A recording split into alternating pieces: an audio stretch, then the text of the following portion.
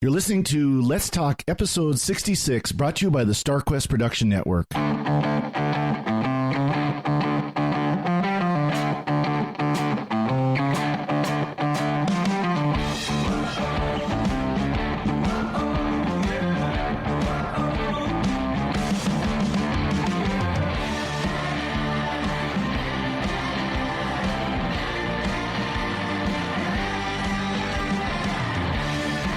Howdy, y'all. Father Corey Stika. Welcome to Let's Talk, our SQPN community podcast. Glad you can join us.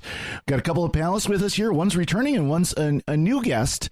First, Steve Nelson's back with us. How's it going, Steve?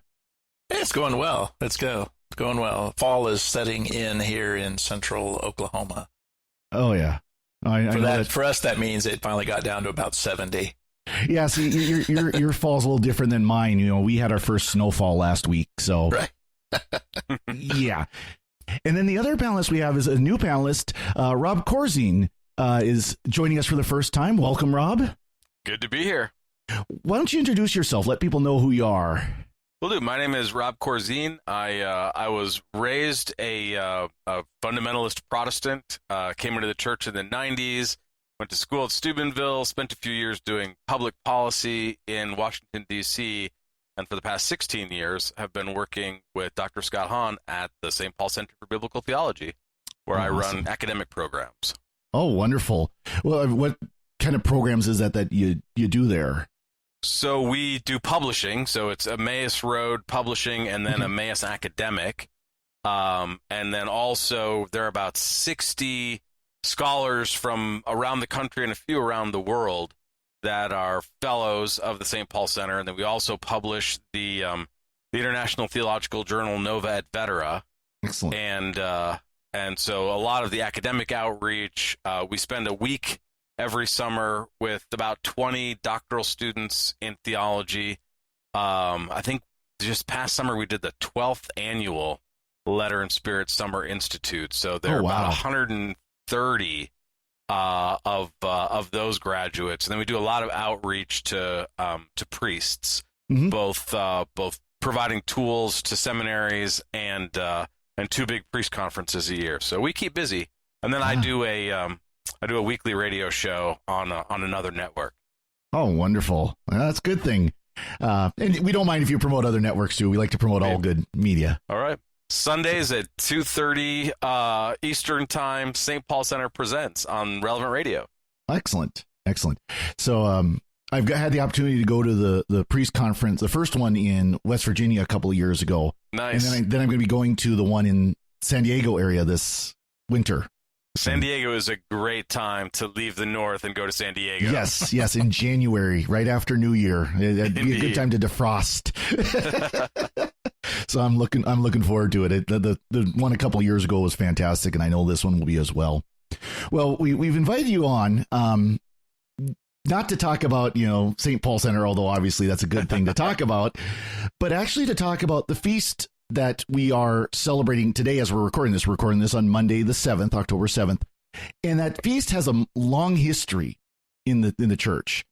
And it starts from a particular event. What's that event that led to this feast being established?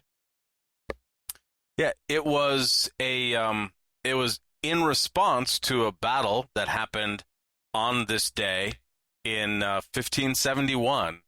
And if you talk to the Venetians, they'll tell you it's the Battle of Cursularis.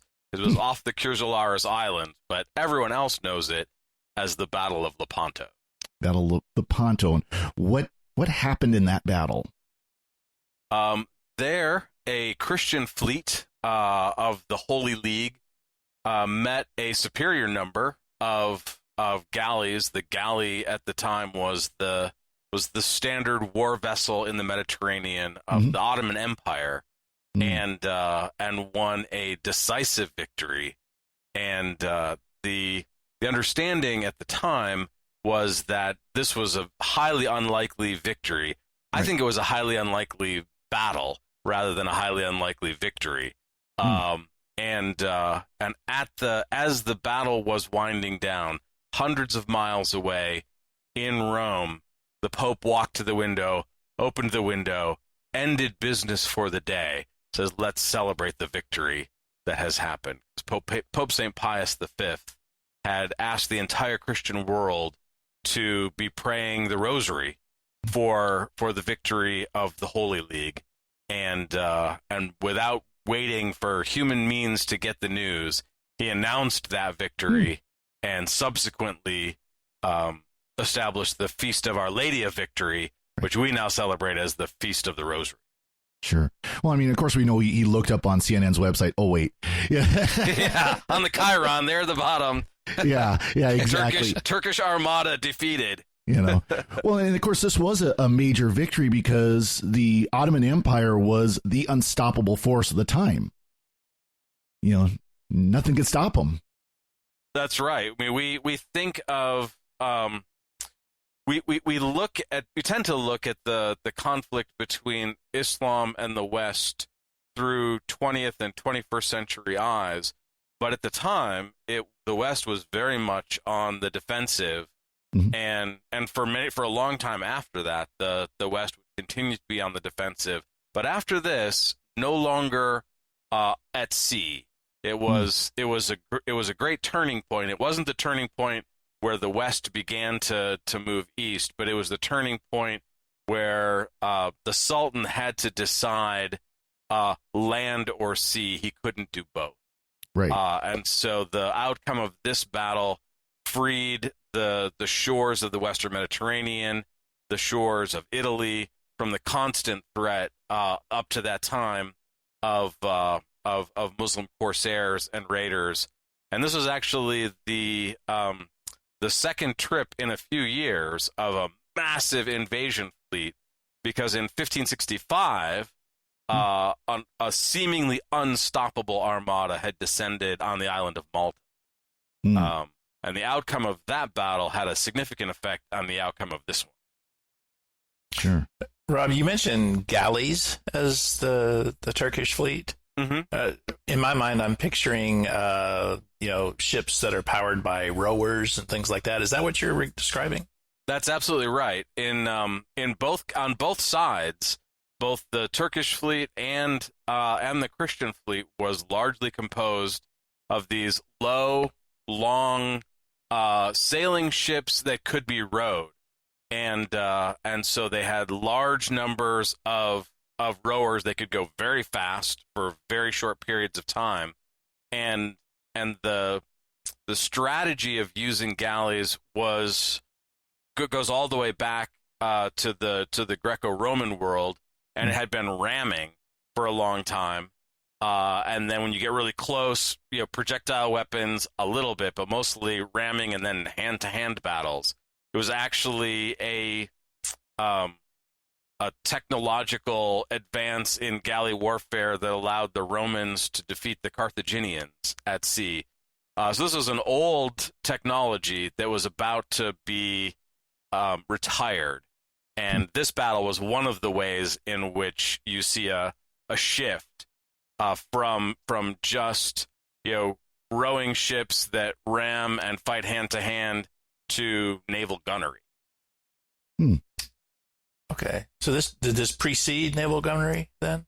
Or the ships all still had rams, but ramming was becoming less and less important. Every ship had one centerline gun. Like, you couldn't put guns in the sides of galleys; it would knock the sides in.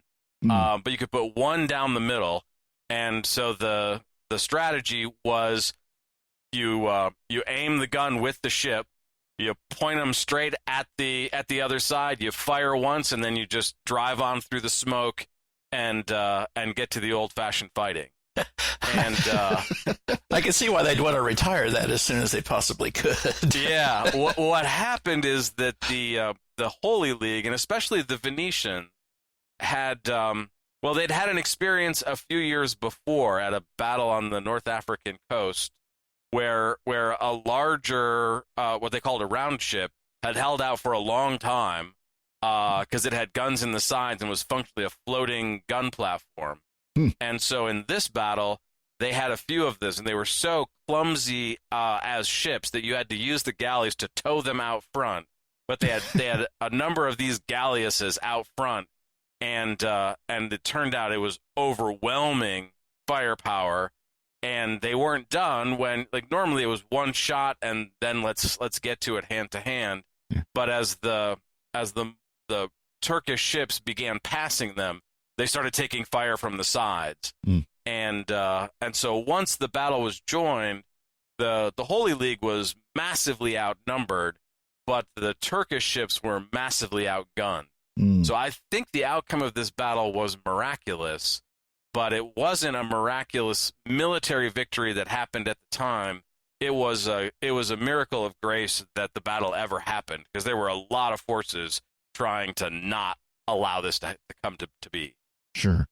I think, yeah, it's kind of interesting you mentioned a lot of that, because when people think of military combat at sea, they think of master and commander. Right. And that was about 200 or so years after is where that's set. Yeah, and Master and Commander takes place during the Napoleonic Wars, where they were almost entirely sailing ships. Although becalmed sailing ships could be in trouble with small road gunboats that some harbor defenses used, but they were larger, heavier, faster, and massively gunned ships. Now, a couple of times you mentioned the Holy League. What was the Holy League? Yeah, so there's a book called Victory of the West by Niccolo Capone. He's got this phenomenal chapter. I think it's called A League of Mistrust. And so this is Pope St. Pius V somehow getting all of these Christians these Christian kingdoms and princedoms who disagreed with each other and were competing with each other. The Venetians were massive competitors of the Genoese and didn't do anything else together. And then you've got the Habsburg emperor in Spain. Some of them are vassals of his.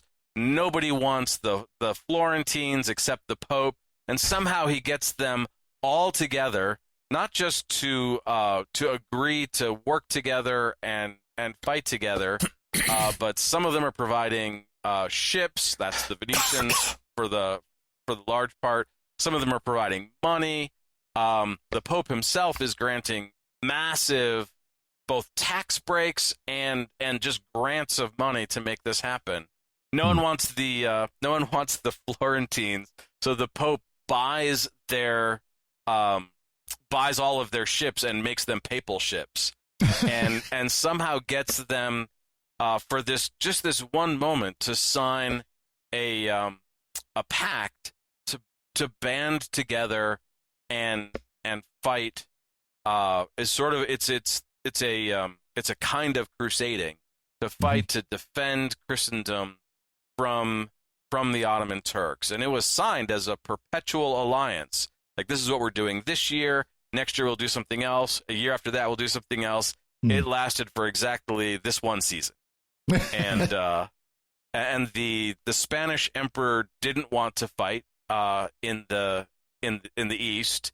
He didn't trust the Venetians to not bail out, which they had many times in the past. The Venetians would much rather have been trading with the Turks than fighting them. But at this moment, for sort of circumstantial reasons, they found themselves highly motivated to fight and join the League. The Spanish ships were not owned by; they were paid for by the Spanish emperor, but they were hired from the Genoese, and the commander of the Spanish ships was both under orders to not let this come to a fight, and of course he was out money if they lost ships. So Andrea Doria was really had an agenda to keep this from ever coming to battle. They wanted the Holy League to operate recovering Spanish possessions in North Africa, not fighting off in the Eastern Mediterranean. There were so many reasons, humanly speaking, why this battle never should have happened. And then there were a number of reasons, again, humanly speaking, why the Christians should have lost. And on the other side, there was this saintly pope who was insistent and unstoppable, and behind him was Our Lady. Oh, that's awesome. Yeah, it's interesting that to think about that. I mean, we think of there's some infighting like in the European Union today, and the countries don't agree, but by and large, it's not to this level. I mean, the idea that Europe was little more than city states at this point. I mean, everybody had their little fiefdom, everybody had their little kingdom, and they would help you if it helped them, but they weren't willing to put themselves out otherwise. Yeah, and the French weren't there because they were allies of the Ottoman Turks as a way to counter the Habsburgs. They felt surrounded. They have Spain and Portugal on one side. They have the Austro-Hungarian parts of the empire. The Habsburgs at the time also had the Netherlands. The French felt surrounded, and so they were actually allies of the Turks, not because they were in favor of Islam, but because they were in favor of defending themselves from the Habsburgs.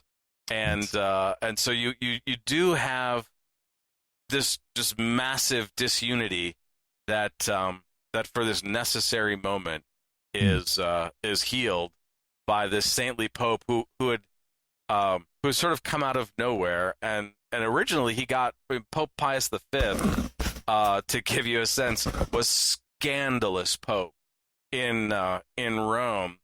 The Roman society was scandalized when he became pope because he didn't name any of his nephews to be cardinals. He was cleaning up the corruption, and they said, "This is you're not taking care of your family. Your family values mean as pope, you should be engaging in all this nepotism." So he did eventually, I think, appoint one or two nephews, but they did a bad job, and he fired them.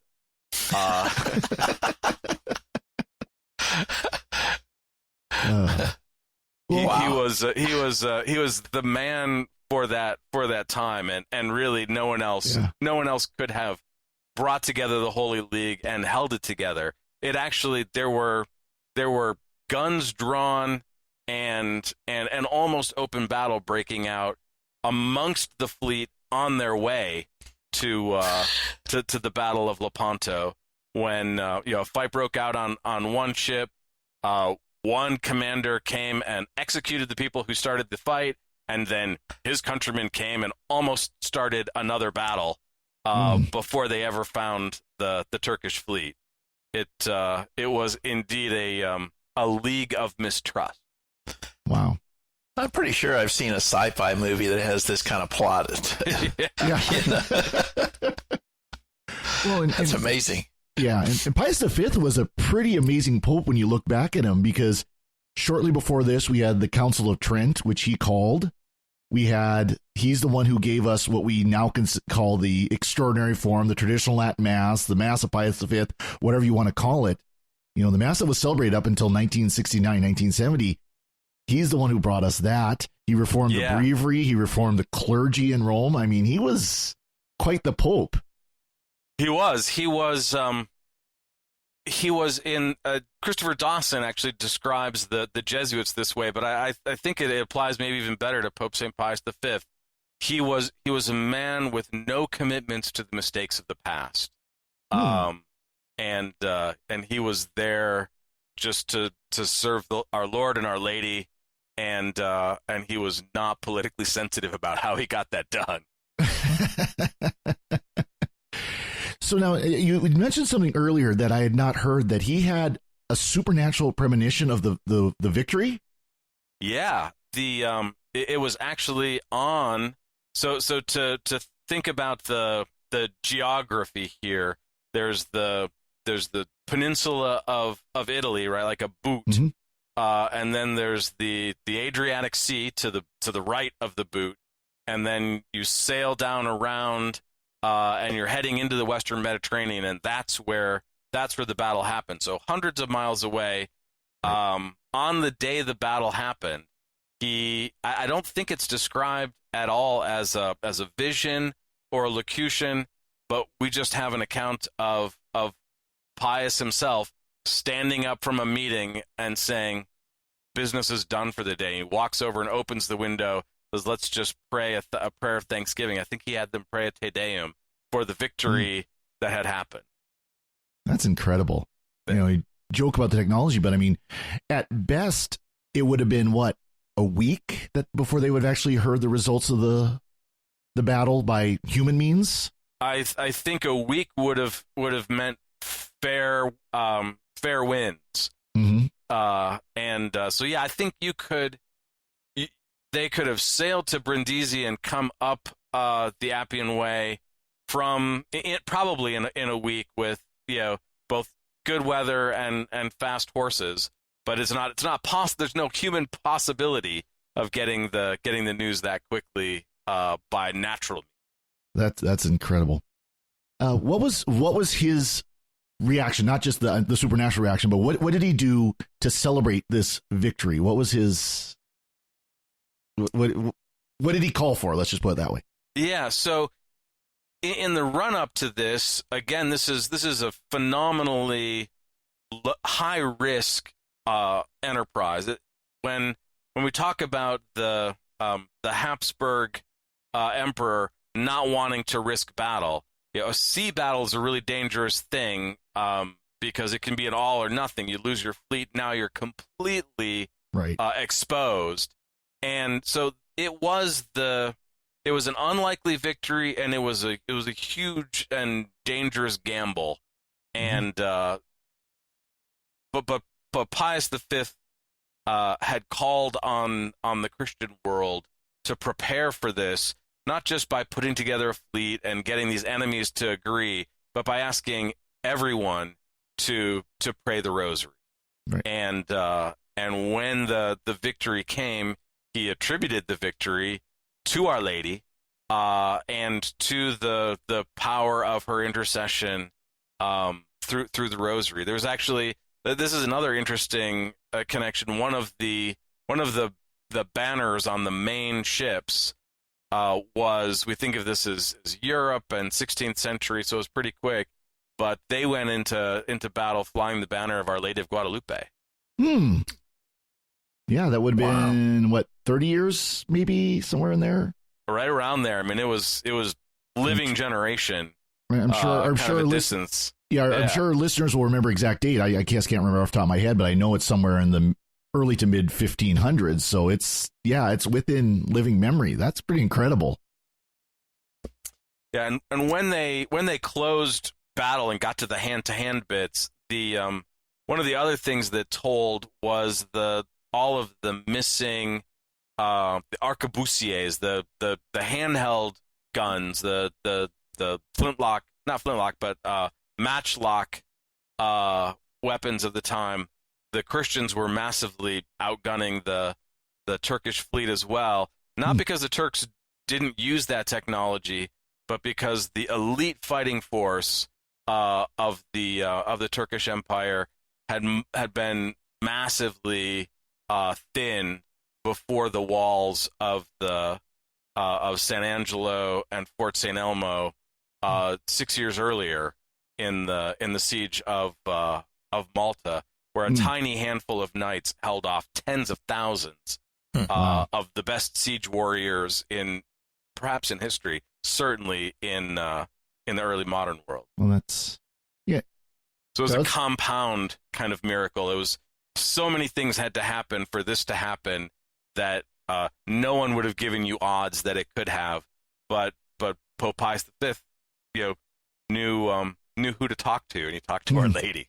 Nice. So he instituted the feast of Our Lady of Victory at the end of this, and since the instrument of that victory had been the Rosary, we now celebrate it as the feast of Our Lady of the Rosary.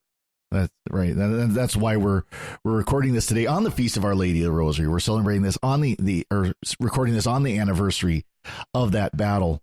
And one thing you kind of mentioned, we're talking about the fighting force. That's another thing. I don't know how many people realize that, but prior to this battle and after, there were a lot of sieges in Europe. There were a lot of cities that were put under siege for years sometimes. Indeed, and it was so the two great ones in the Mediterranean had been the first siege of the Knights of St. John on Rhodes, on the island of Rhodes, and they had held out so long that they fought it was the first great battle of the Ottoman Sultan Suleiman the Magnificent, and they fought him to a standstill until he finally said, "Okay, this is getting way out of hand. If you leave, you can take everyone can leave. You can take your ships. You can take your relics. Just go." And he thought they were done, and then they got from the Habsburg Emperor this tiny little rocky island of Malta and reestablished them there. So we now know of them as the Knights of Malta. And then in 1565 they were attacked there and held on just by their fingernails. They were a tiny handful of unwounded standing, and the fortifications had been turned to rubble before the Turks finally gave up and sailed away. At that point, they could have almost walked in, but they had their elite fighting force, the Janissaries, had they were the shock troops of the Ottoman world, recruited from Christian territories. The law was that in order to fill the ranks of the Janissary Corps, they would tax Christian towns and families of the best and brightest and strongest and most healthy of their young male children, and raise them as celibate, radical Muslims who were faithful just to the Sultan. And they would charge anything, and they were the best trained and the best equipped troops in the world, and they died in the thousands before the walls, first of Fort St. Elmo, before it fell, and then before St. Angelo, so that they were missing in 1571. All of the troops that knew how to use arquebuses, that could have provided gunfire for the Muslim fleet, were not able to be replaced by then. And so Malta is one of, I guess, in two ways. First, in the what they had done to the Janissaries in 1565, but second, it was the Romagos, with the knight, one of the Knights of Malta. They had a few ships left, one of the big galleys, but it was him who Don Juan of Austria, who was in nominal charge of the fleet, turned to on the day of the battle, and who convinced him not to listen to the other advisors, but that, yes, the fleet is there and we have to fight them. And both fleets had bad intelligence and thought they had the other ones outnumbered, and so were willing to fight. And it turns out the Christians were outnumbered, but the Muslims were outgunned. That's incredible the way it works. Yeah, it's really fascinating. I could just listen to you talk about this all day. No, it's interesting, again, to learn about this part of history, because I think this is an area of history, at least here in the United States, we really don't talk about. Yeah. You know, you hear a little bit of it, the Ottoman Empire and the spread of the Ottoman Empire, but to really get into the details of how the Ottoman Empire was such a threat to Europe for a long time. And this was a great turning point in the Mediterranean, but the turning point on land didn't come for hundreds of years. Mm-hmm. So they were continuing to attack across the Balkans, and they were not stopped definitively. Like the high tide of Ottoman aggression is before the gates of Vienna, right? And the last date, the high tide, the date after which they were turned back, was September 11th, 1783. So they were on the march and on the advance for a long time, even after this. Another 200 years after this battle. Yep. That the time frame is just it's astounding. when I went to Poland for World Youth Day when it was over there, and we went as part of, they call it the Days of the Diocese, where you live in the parish, in a parish for a couple of days and get to see Poland, get to see the people. And we stayed at a parish in Boleslaw, Poland, and it had this new church of 100 years old. That's a new church in Poland. And the altar Rerdros behind the altar there was just stunningly beautiful. All kinds of statues and painting and everything. And right in the middle was this image of Jan Sobieski and the Polish winged soldier, the big wing over his head, presenting images of Islamic, the flag and the scimitar to Our Lady. Mm. And the pastor there, of course, unfortunately by translation, because he didn't speak English and we don't speak Polish, he said, "We Poles are not afraid of Islam. We beat them once, we'll beat them again." Because of course, that's so true. The Poles, and of course, Jan Sobieski was the king of Poland, but the Grand Duke of Lithuania, and so a lot of those winged cavalry were also the Lithuanians. Oh yeah, but there's something they still hold as a great pride today, that they were really the force that broke the back of the Ottoman Empire there at Vienna, and as you said, made it a turning point where then it pushed them further back to the point where they basically gave up. Yeah, I mean, by then the numbers and the wealth weren't enough. They were technologically backward, and it was what we think of now.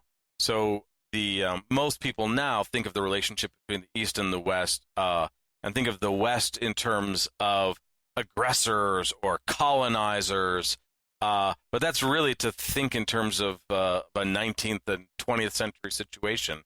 For many hundreds of years, it was Christianity and Christendom and the Christian West defending itself against a militant expansionist Islam that had the benefit of being united. Right. And that's the other thing too. The Ottoman Empire was a united empire. It wasn't these little city states fighting against each other. But it's also kind of interesting that at the same time all this is going on with the Ottoman conquests, that had been going on for years, hundreds of years before the Battle of Lepanto and 100 years after. At this time, the West is starting to look further west, as in the New Land, here, and trading around the Ottoman Empire and things like that. Yeah, those are not unrelated. If you look at the journals of Christopher Columbus, for example, and a lot of the other explorers, the age of exploration is in many ways driven by the need to get to the East, to get some connection again, the Silk Road and the Spice Road, now that we're blocked by Islam. That's right, because the Silk Road went right through the middle of the Ottoman Empire, basically. That's right. Yeah, and of course, those if you study that history, Marco Polo and all that, how important that road was to trade between Europe and China and that area. Yeah, and in Roman times, you have free trading going on, so that by in the first century, there's enough trade going on that the Apostle Thomas gets to India and establishes Christianity on the Indian subcontinent, so that in the 18th century the Portuguese show up and find Christians already there. Yeah, exactly. But for hundreds of years that had been impossible to trade, and that's why they were trying to find a way, west and around Africa to reestablish the trade that they had lost, because there was no going through Islam. Sure. No, absolutely. Yeah, it is interesting to look at all these different historical points. Just so much going on during that time. Again, we don't really study. And to be fair, I think most history is kind of an overview type history anyways, where it's, just get the rough, look at it, but to see so much detail that was going on, and especially with something like the Battle of Lepanto and how incredible it was that that victory happened. Yeah. And modern historians like to think in terms of economics, and that's not true. It's usually a ideas, and usually the biggest ideas. So religion forms civilization. Economics can tell you something about how you can feed and change your numbers and trade, but only the ultimate ideas, only ultimately religion, the biggest ideas form civilizations. Wow. That's incredible.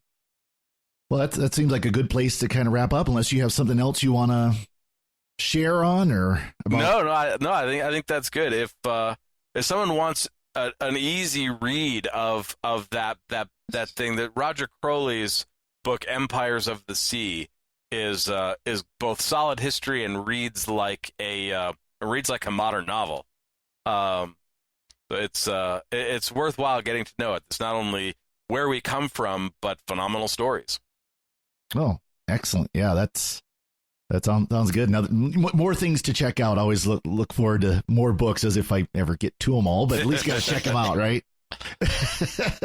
So very good. Well, we'll take a quick break here before we do our picks of the week. I always like to take this time to thank everyone for listening. We do appreciate everyone who listens to Let's Talk and all the SQPN community podcasts. We enjoy putting them on, and we hope you enjoy listening to them. If you do enjoy, please do like and share. We want people to find our shows, find these topics that we have that are of great interest. So please do share our shows. If give them likes on Facebook, give them also on YouTube. Give us feedback. You can share feedback there at Facebook or YouTube. When you listen to these shows, we definitely want to hear what you have to say, because that helps our shows as well. I also want to thank our Patreons. Of course, like any organization, it does take a little bit of money to keep them running. Fortunately, we're mostly volunteers, but we do have expenses that we need to keep being paid. So we greatly appreciate our Patreon supporters who help us out with that. If you would like to join our Patreon supporters, you can go to sqpn.com/give and there click the Patreon link, where you can sign up for a monthly contribution. And if you sign up at certain levels, we even have gifts that we send to you. So you can go check that out again at sqpn.com/give.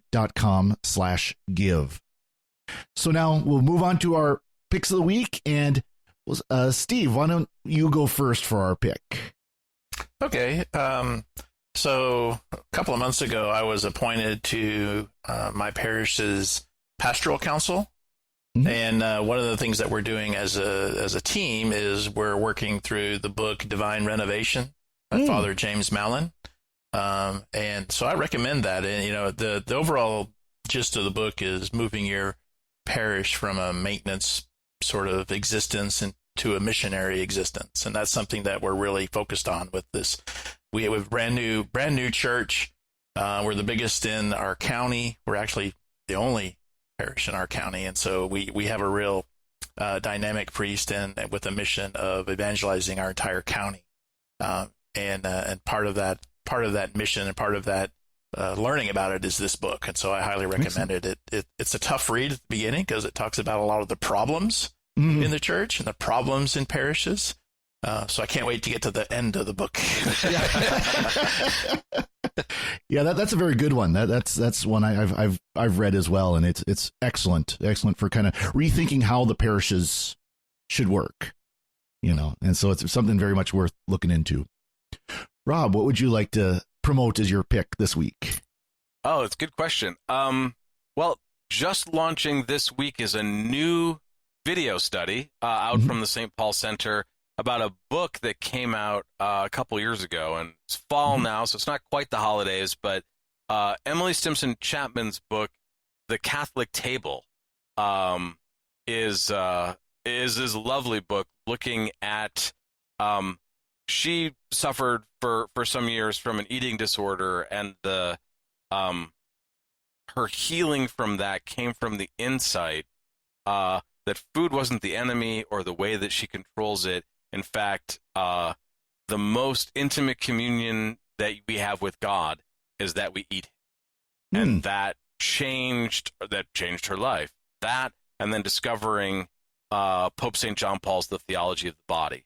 So this is both moving and practical way to think about eating Eucharistically, and she talks about feasting and fasting and hospitality, and includes recipes. And so rather than just put the book out there, we've just done this video study where we filmed her in her home, both talking about her story and some of these other subjects. So it should be a lovely study to both watch and get together and cook and think about the theology of the body and faith and food and the sacramental worldview.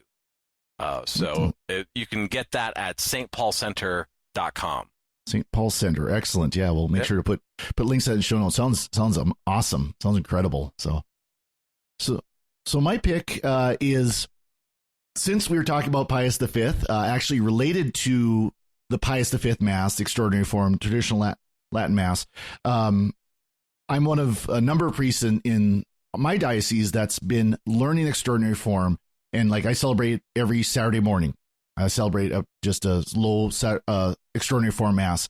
Nice. But occasionally we get together for Solemn High Masses, where if we can get 3 or 4 of us together, we can do the Solemn High Mass.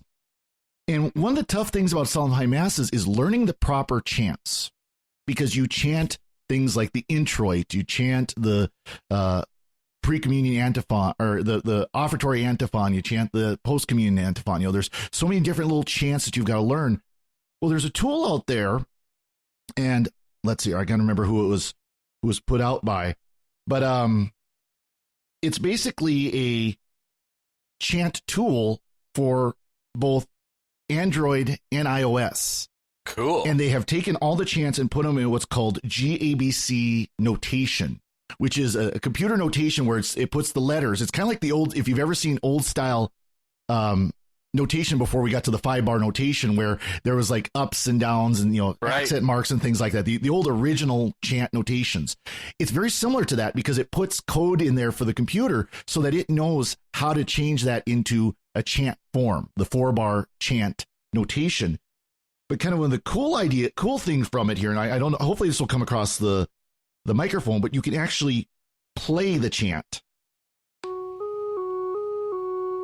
This is just my phone playing it. I don't know if... Yeah.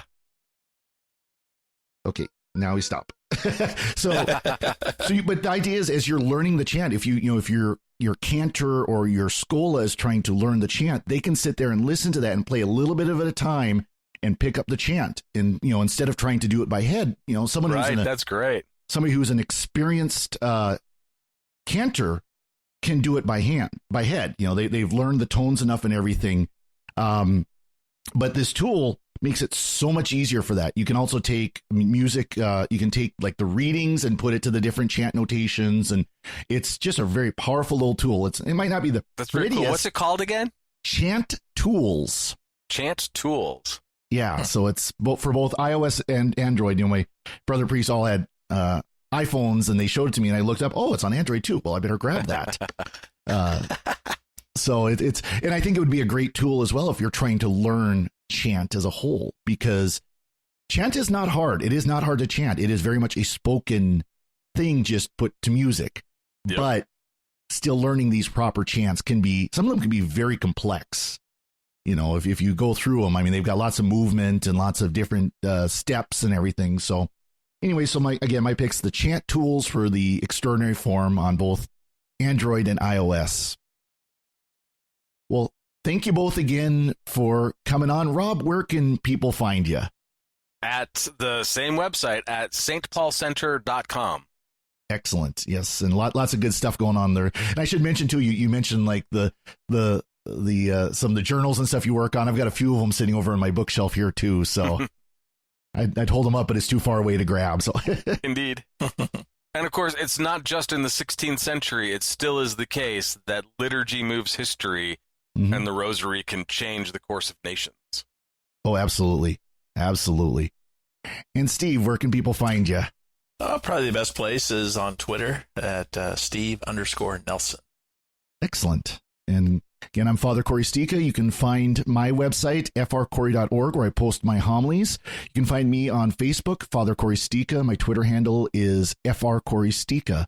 If you'd like to send us feedback, as I said before, you can send it through our SQPN Facebook page, or through or on YouTube at the SQPN page, or you can send us email at letstalk@sqpn.com. Thank you very much for listening, and God bless.